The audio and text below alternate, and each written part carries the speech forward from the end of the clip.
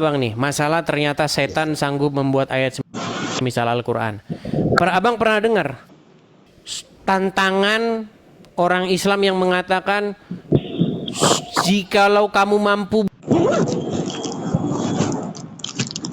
buatlah ayat semisal Al-Quran. Pernah dengar ayat itu? Belum pernah. Belum pernah juga. Tantangan untuk membuat ayat semisal Al-Quran. Belum pernah. Baru dengar dari kata Mas Edis. Baru dengar. Baik, saya tunjukkan ya. Kita tunjukkan ya. Saya sabar. Nih, saya tunjukkan. Itu ada, saya balik saja kamera saya. Balik. Kemudian saya kesinikan. Nih, ini saya tunjukkan dari literatur Islam ya, ini dari Republika. Perhatikan Bang. Tantangan Al-Quran yang tak mampu dijawab orang kafir sampai detik ini. Apa tantangannya itu? Ternyata tantangannya itu adalah membuat ayat, membuat yang seperti Al-Quran. Nih, tantangan untuk menandingi Al-Quran.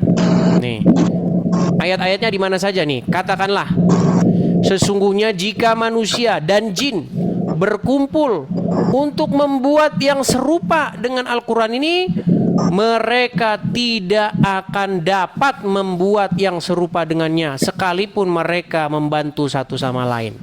Jadi walaupun panggil jin, setan, gondorwo, kuntilanak, nggak bakal sanggup membuat ayat yang semisal Al-Quran. Ini klaimnya Al-Quran. Oke. Ya, tetapi ternyata saya akan membuktikan bahwa setan sanggup membuat ayat semisal Al-Quran. Bahkan Muhammad sudah mengikuti ayat tersebut. Nah, di mana ayat tersebut? Nah, saya tunjukkan. Ayat tersebut ada di dalam surat An-Nahl. Perhatikan ya. Oke, siap. Nih, ini ayat yang setiap hari kalian bacakan. Bentar. Tapi sebelum ke An-Nahl kita ke anu dulu ya. An-Najm dulu ya.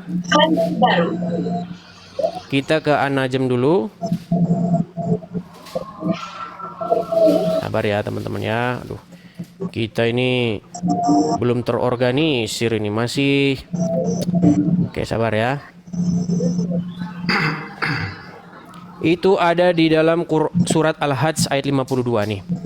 Ya, sebelumnya kita kesini dulu nih. Dan kami tidak mengutus sebelum kamu seorang rasul pun, dan tidak pula seorang nabi, melainkan apabila ia mempunyai suatu keinginan, setan pun memasukkan godaan-godaan terhadap keinginannya itu. Allah menghilangkan apa yang dimasukkannya oleh setan itu, dan Allah menguatkan ayat-ayatnya, dan Allah Maha mengetahui lagi Maha bijaksana. Nah, mungkin kalau abang baca Quran cuman Arabnya doang nggak tahu. Jadi gini bang, maksudnya.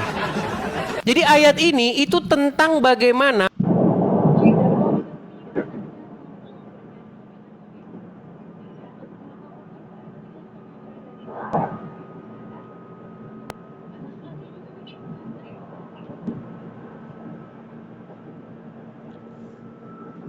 sebab turunnya ayat ini adalah Nabi Muhammad ketika merasa sedih akibat kaumnya yang berpaling darinya.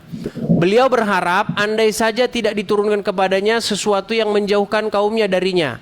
Hal ini karena besarnya keinginan beliau terhadap keimanan mereka. Suatu hari, nih, beliau duduk di tempat berkumpul kaumnya.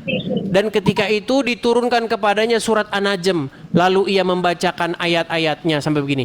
Maka apakah kamu patut, hai, nih ya, itulah burung-burung bangau yang putih yang tinggi, dan sungguh syafaatnya sangat diharapkan. Ketika kaum Quraisy mendengar ini, mereka bergembira.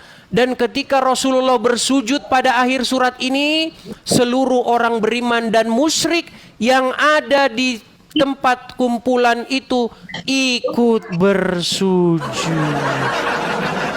Kemudian orang-orang Quraisy bubar dengan rasa senang sambil berkata, Muhammad telah menyebut Tuhan-Tuhan kami dengan sebutan yang sangat baik. Lalu Jibril mendatangi Rasulullah dan berkata, apa yang kamu lakukan? Kamu telah membaca untuk orang-orang apa yang tidak diturunkan oleh Allah. Setelah itu Rasulullah merasa sedih dan sangat takut. Maka Allah menurunkan ayat ini. Nah, lihat itu. Ya itulah. Jadi Muhammad dimasukkan ayat-ayat setan ke dalam hatinya. Jadi Quran, nih perhatikan. Maka turunlah ayat ini, dan tidak kami mengutus sebelum kamu wahai Muhammad, maksudnya ya, seorang rasul pun, dan tidak pula seorang nabi, melainkan apabila ia mempunyai suatu keinginan, setan pun memasukkan godaan-godaan terhadap keinginan itu. Jadi sempat ada ayat dari setan, ternyata dikira Muhammad ayat Quran. Akhirnya Muhammad sujud bersama orang-orang Quraisy. Berarti setan sanggup nggak membuat ayat yang semisal Al-Quran? Bisa. Iya. Memang bisa, Bang. Iya, benar. Akhirnya ayat tersebut akhirnya diganti sama Allah. Nah, ketika diganti sama Allah, orang-orang langsung berkata, kamu tiada lain adalah orang yang mengada-ngada saja, wahai Muhammad. Itu diabadikan.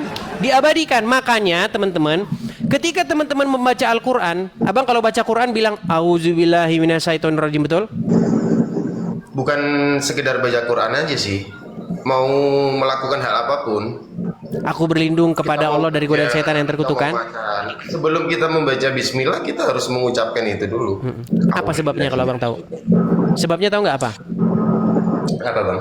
Supaya dijauhkan dari godaan setan. Nah, Padahal, ternyata ya, kalau menurut Bang Edi sendiri, setan yang sesungguhnya itu seperti apa, Bang? baik, saya tunjukkan ayatnya ya. Dalilnya dulu. Kalau kita ngomong harus ada dalilnya. Jadi suatu saat karena Muhammad sering didapati dia ternyata baca ayat setan bukan ayat Quran. Nah, akhirnya nih turunlah ayat ini. Perhatikan. Inilah kenapa orang muslim kalau baca Quran selalu aku berlindung dari godaan setan ya. Karena takut nanti kena goda setan kalau baca Quran nih. Apabila kamu membaca Al-Quran, hendaklah kamu meminta perlindungan kepada Allah dari setan yang terkutuk.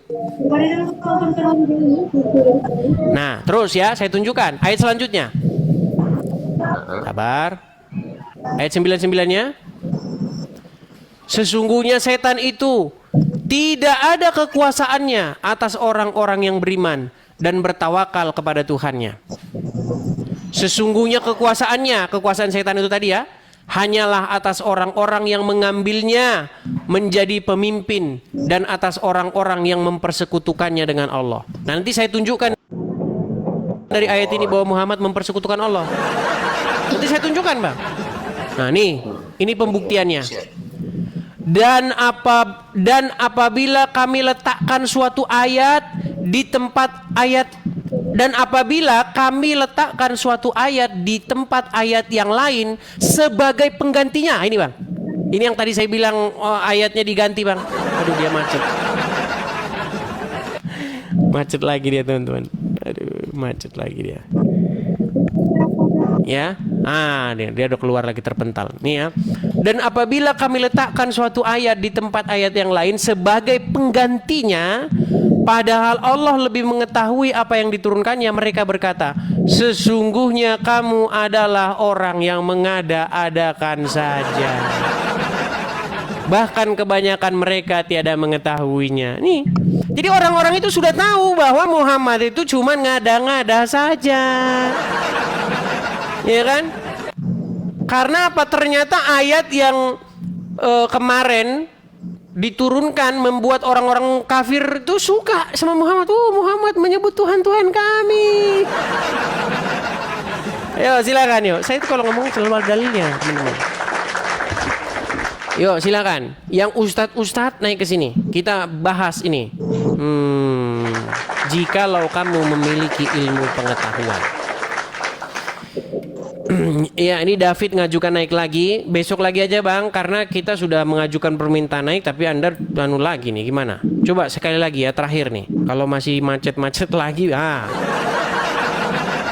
Tuh kan.